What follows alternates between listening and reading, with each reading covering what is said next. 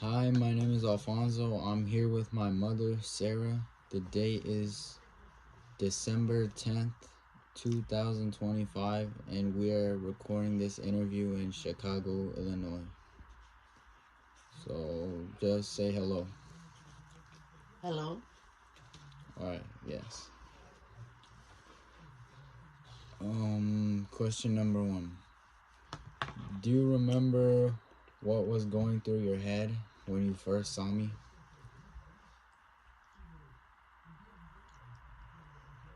Yes, I was scared because your umbilical and your belly cord was wrapped around your neck. I was happy that you were born, but I was scared, and my blood pressure was dropping. But I was nervous for you. But the staff at the hospital, they were awesome, and Alfonso, they unwrapped it off his neck, and he was all good to go, screaming with a good set of lungs. That kind of goes into my second question of how did you choose my name? I didn't even have to think about it very long. I already knew that you were going to be named after your grandpa. Your grandpa was a wonderful, wonderful man, and I felt it was an honor to be able to name you after your grandfather. What was I like as a baby or just as a young child? As a baby, like I said, you had a good set of lungs. Um,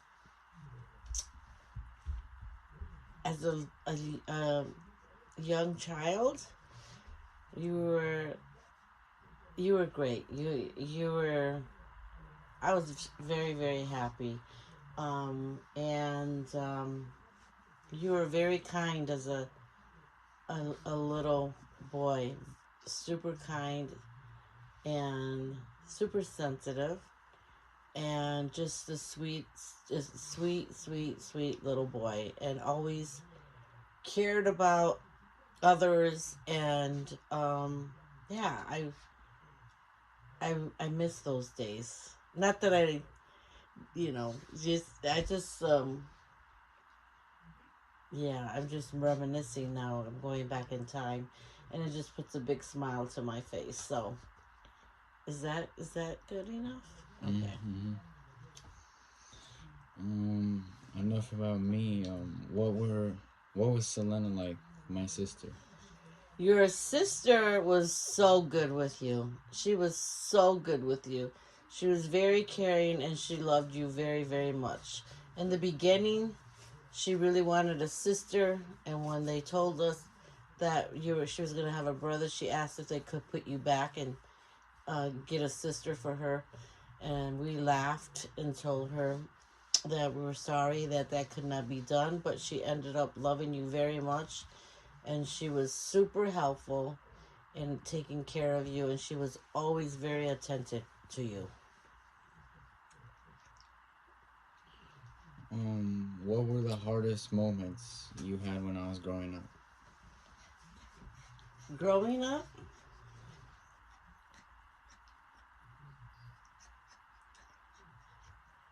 this is a tough one. I'm trying to think here. The hardest moments growing up. For for you when I was growing up. When you were growing up,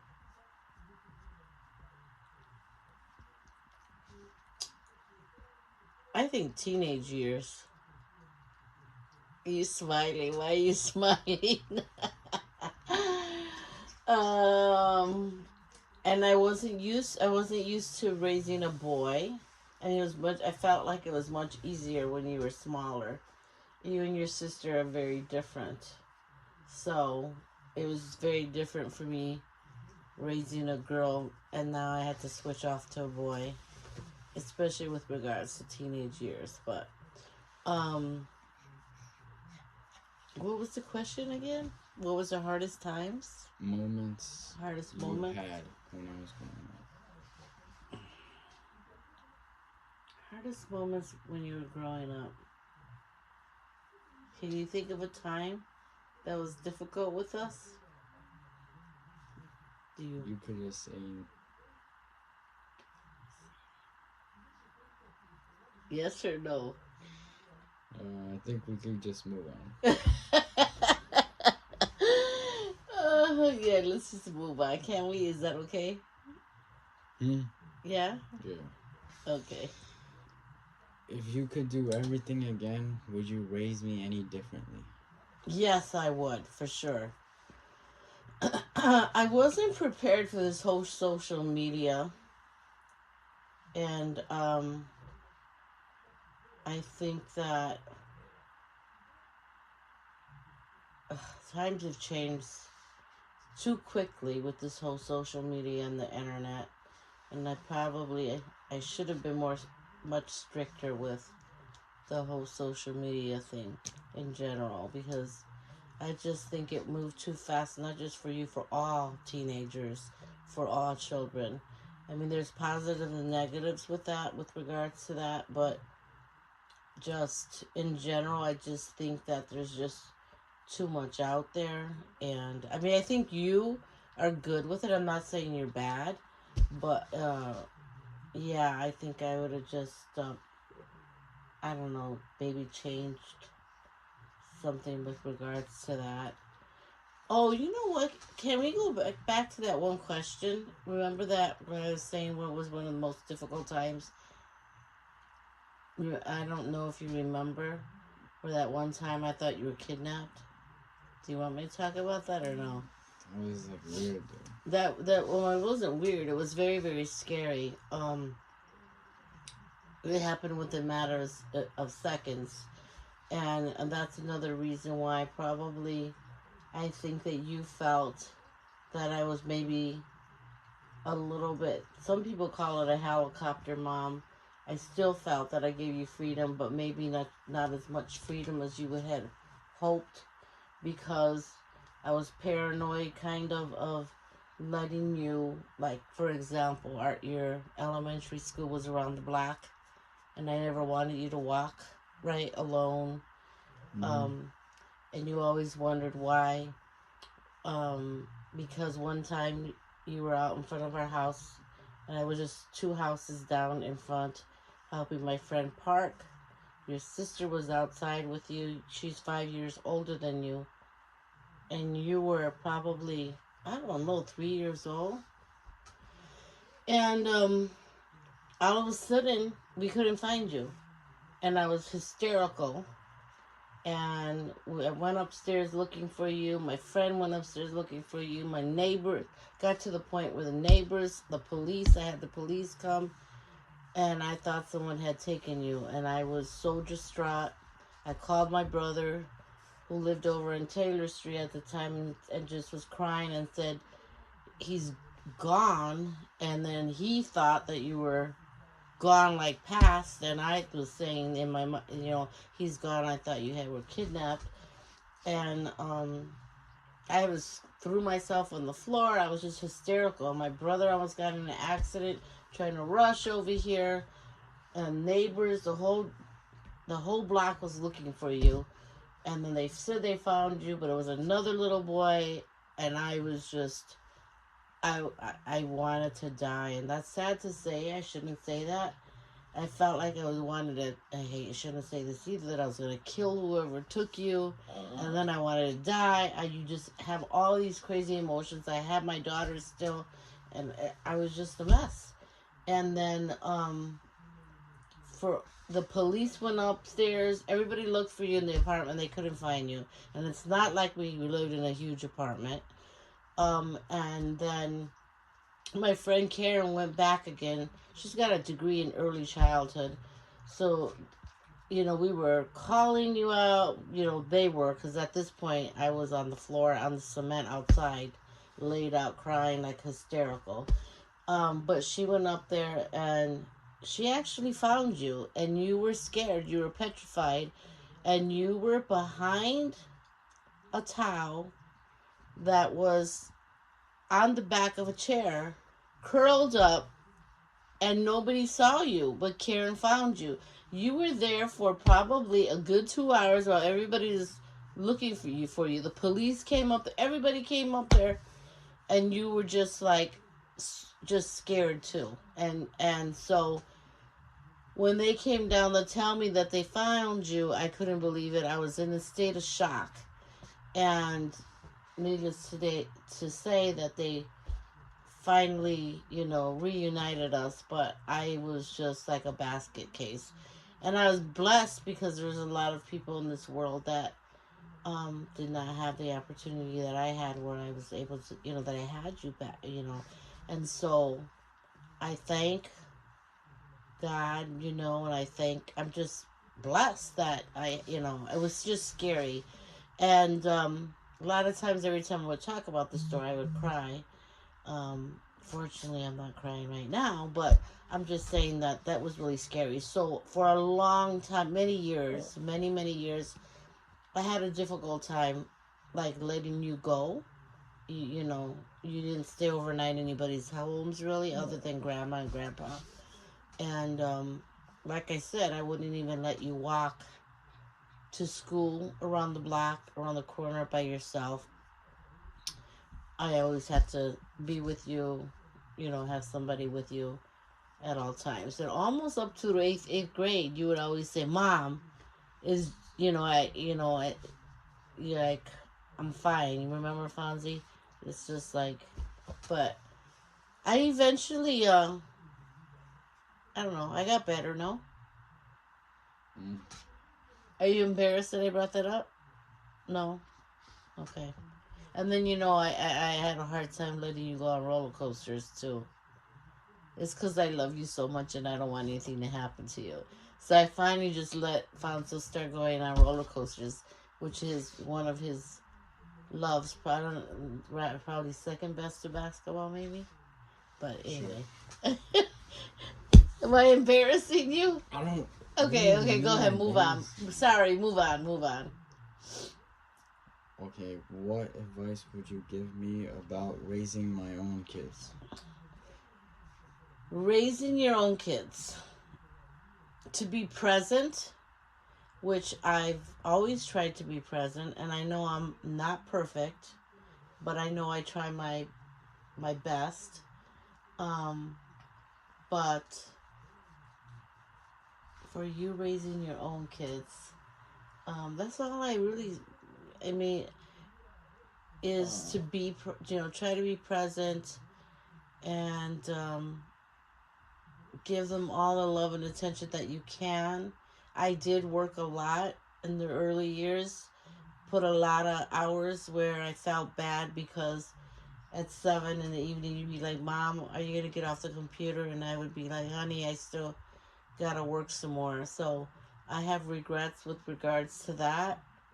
And so that's one of the reasons that in my, at some point grandma passed, and grandma adored you and she wasn't around, and I was working so many hours that I switched my career, you know, because as a regional HR manager, I had to, well, that time I was telecom, but I worked many hours in telecom as a regional HR manager. I was traveling.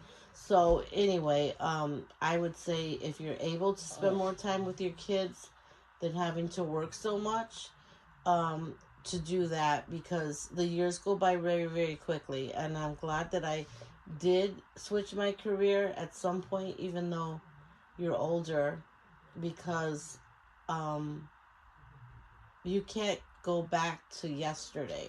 You only have the present and tomorrow. So try to take whatever time you can to spend when you're with your children while you can, because again, tomorrow's not always promised.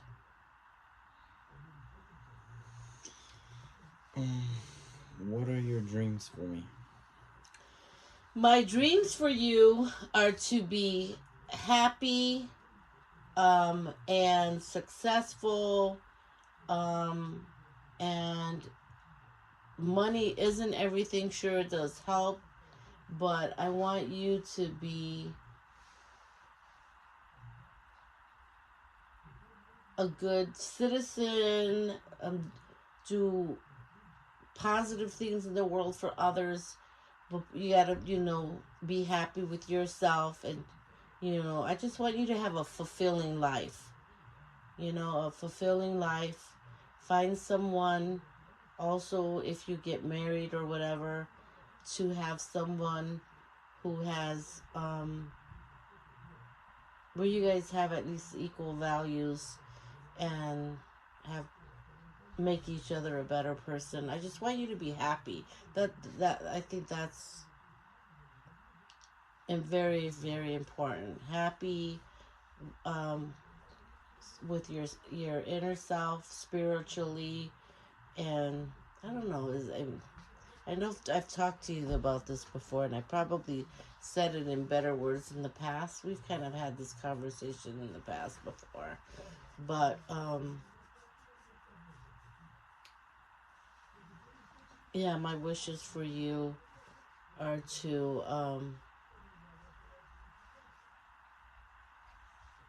just know that no matter what, you can get through anything with God, with yourself, your spirit. You can get through anything. Sometimes we get let down, and we think, or we feel like, oh, I don't know if I could go on, but you can, and you get past that hurdle. There might be another one, but you can always get past that. And so and you have your family that love you, and you know that very much. But I want you to be happy in life. Okay. Where did you grow up? I grew up in Northwest Indiana, not far from Chicago. It's called East Chicago, Indiana. And I was fortunate to have a very good childhood. Oh, you didn't ask me that question. You just said, where did I grow up? Yeah, Mm-hmm. East Chicago, Indiana. Right outside of Chicago. Not far from Gary, Indiana, where Michael Jackson was from. That's between Gary and Chicago. Go ahead. What else? Um, my final question for you: what were your parents like? Wow. I had the best parents in the world. And I can't really compete with them. I try, but but your grandparents were the best people. I couldn't have asked for better parents. And I wish that you knew your grandpa longer, because I think you were probably about 3 years old when he passed away. And it's funny because grandpa had told me, when you were, that I told him that I was naming you after him. And then he's like, oh, really? And so apparently grandpa didn't like his name initially when he was younger, because the kids used to tease him. And later on he came and he said, you know what? I'm happy that you named him after me. So he was very proud to have um, have named him after you. But Grandpa would give the shirt off his back to anyone who needed it. And Grandma was the best mom ever. The both of them. My mother used to take myself, the whole neighborhood, cousins, friends, ice skating, sledding, roller skating. She used to do everything with us. And Grandpa, likewise, used to make popcorn. We used to pile the car, everybody, with people in it. We used to go out to the movies. We had a revolving door. Kids were always welcome. Our friends, our cousins. I came from a big family, and they would come for dinner. My parents used to foster kids. I had friends. A couple of our friends didn't want to go to school. The parents didn't want them to go to school in Gary, so they came to live with us Monday through Friday, to go to the school where we were, because it was a better school. But they just were wonderful, wonderful parents, and they touched a lot of lives in a positive way, and just made, they're just wonderful parents. And I couldn't, but like I said, I couldn't have asked for better parents. They were really great parents to your uncles and I and my foster siblings. And you know, Grandma had the opportunity to spend time with you until 3 years ago. And so you know, Grandma adored you, and I think you had a lot of fun with Grandma. We've got lots of pictures with you, Grandma, hugging each other. I just wish that she could have been here today to see what you've accomplished so far, because you've got a lot more accomplishments to do. She would have definitely have loved watching you play basketball. She had a huge love for basketball, as so as as well as your grandfather. But she would go cuckoo crazy watching the Bulls screaming bloody murder. So she would have been screaming right up there for you as well. You remember Grandma? Of course. You don't remember too much about Grandpa, right? Nah, you were little. But yeah, we were blessed. You were blessed with wonderful grandparents, and I was blessed with wonderful parents. Anything else? That's it. That's it. Thank you for the interview, and I appreciate you and I love you. I appreciate you and I love you, Alfonso. Can I have a hug? Of course. What? Oh, Lila. Let me hug him. Look, my dog wasn't too happy that I'm hugging him. Okay. Love you. You gotta share Alfonso, Lila.